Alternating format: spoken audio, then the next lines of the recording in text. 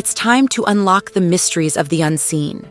Embark on an epic journey with me into the realm of true crime, exploring the untold stories and undiscovered cases where Black women have been tragically impacted.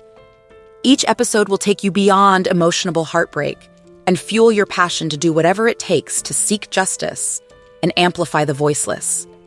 Together, let's shine a spotlight on these forgotten stories and uncover long-lost truths. This is No Tears for Black Girls. It was weeks away from the first day of spring in 2022 when Kennedy Walton stepped out into the night air, a gentle breeze ruffling her hair and lifting the edges of her innermost thoughts.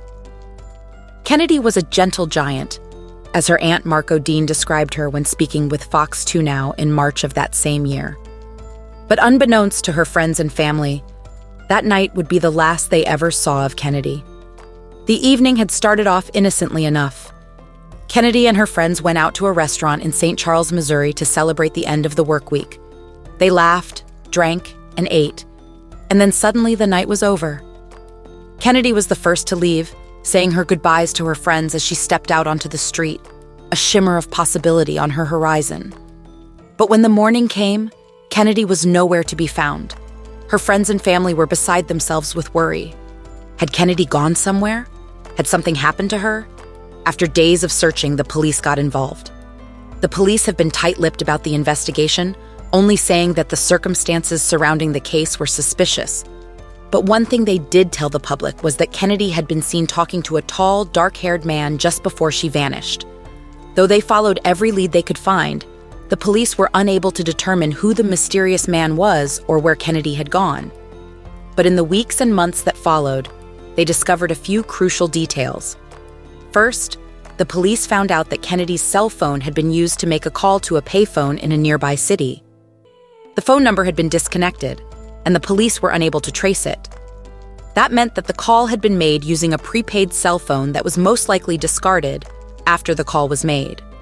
Second, the police discovered that the restaurant where Kennedy had last been seen had surveillance cameras that caught her walking out of the building at around 9:30 p.m. The cameras also revealed that a man wearing a black trench coat was standing nearby and watching her leave. The police have no idea who this mysterious man is or what his connection to Kennedy is. They have put out a nationwide call for information in the hopes that someone will come forward with more information. But so far, the case has gone cold. The gentle giant is lost in the night, and her friends and family are left with nothing but questions. Despite this, hope remains if one person comes forward with information about Kennedy's whereabouts. So, if you know something, contact the St. Charles Police Department or your local law enforcement agency. Then we can end the mystery and bring Kennedy back home safely.